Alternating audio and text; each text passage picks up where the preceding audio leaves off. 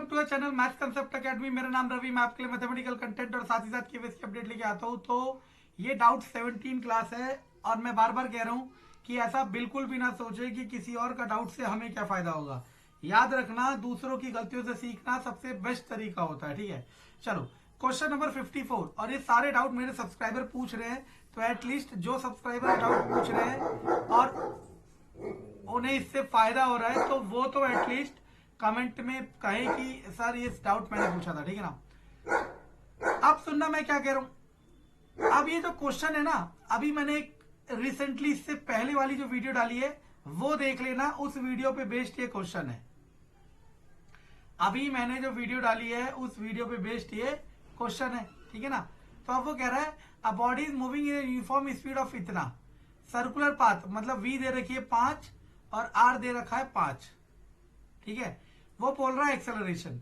अगर वो circular path में घूम रहा है, अगर वो सर्कुलर पाथ में घूम रहा है तो उसका एक्सेलरेशन जो होगा वो सर्कुलर एक्सेलरेशन होगा।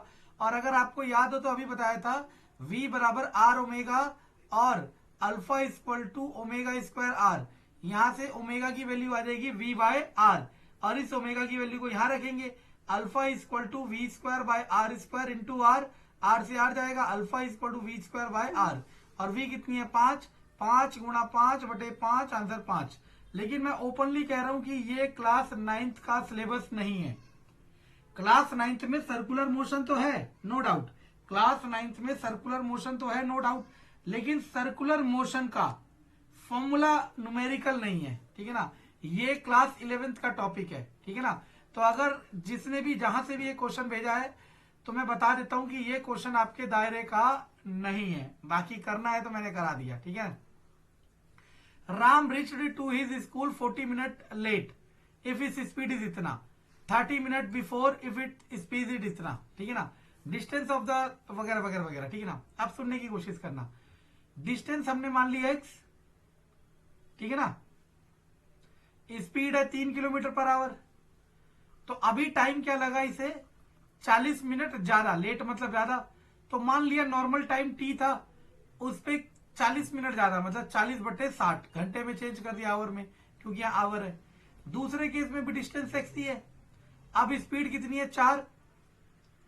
अब उसका टाइम जो लगा वो 30 मिनट पहले पहुंच गया, मतलब जो भी टाइम है उससे 30 मिनट पहले, 30 बटे 60।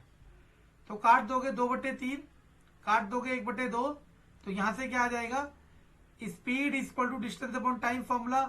अब आप एक चीज देखो, दोनों क्वेश्चन में डिस्टेंस तो सेम है, तो आप चाहे तो डिस्टेंस को इक्वल कर लो, चाहे किसी को कर लो। स्पीड की जगह 3, डिस्टेंस की जगह x, टाइम की जगह t प्लस 2/3। और यहाँ पे स्पीड की जगह 4, डिस्टेंस की जगह x, टाइम की जगह t माइनस 1/2। ये दिख गया आपको। अब इसके बाद आपको क्या निकालना है, डिस्टेंस से निकालना है। तो यहां से टाइम की वैल्यू निकाल के यहां रख दो। तो ऐसे कर दो, देखो t plus 2/3 equal to x/3, t equal to x/3 minus 2/3। इस t की वैल्यू को यहां रख देंगे तो क्या आ जाएगा, पहले इसको ऊपर ले आओ, t minus 1/2 equal to x/4, और t की जगह क्या रख दिया, x/3 minus 2/3 minus 1/2 equal to x/4। एक तरफ कर दिया तो क्या हो जाएगा, x/3 minus x/4 equal to, दोनों को उधर भेजोगे तो क्या आ जाएगा, 6 ना, और 3 दूनी 6, 4 और प्लस 2 तिया 6, तो आ जाएगा 12। x बराबर 7 बटे 6, तो x बराबर 14, तो आंसर आ जाएगा 14 किलोमीटर। समझ आया। अब याद देखो, मैं ऐसे क्वेश्चन मैंने सेम यही क्वेश्चन कराया था। अब पता नहीं, या तो आप मेरी वीडियो देख नहीं रहे या फिर आप समझ नहीं चाह रहे।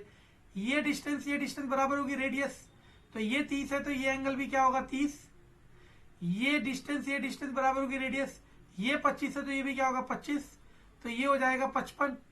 अब या तो ये वाला एंगल पूछता है या फिर ये वाला पूछता है, और ये वाला पूछेगा तो 110। अब बच्चे ने ये नहीं भेजा कि क्या पूछा है, लेकिन मैंने दोनों बता दिए।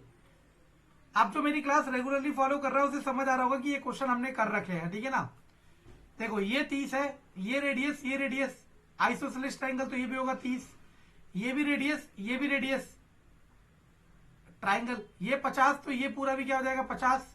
अब ये 50 और 50 100, तो ये कितना हो जाएगा 80। वैसी अब देखो ये 30 और ये 30, तो ये अब मैं कलर अलग यूज कर लेता हूं, तो ये कितना होगा 30 और 30 60, तो ये पूरा होगा 120, और 120 में से ये 80 है, 120 में से ये 80 है, तो ये कितना हो जाएगा 40। इन्हीं सब में से कोई पूछ रहा होगा। A body is move through a distance of 3 meter in the following different way. 3 meter गया डिफरेंट वे, मतलब मान लो ये 3 मीटर की ऊंचाई है, एक ऐसे सीधा गया।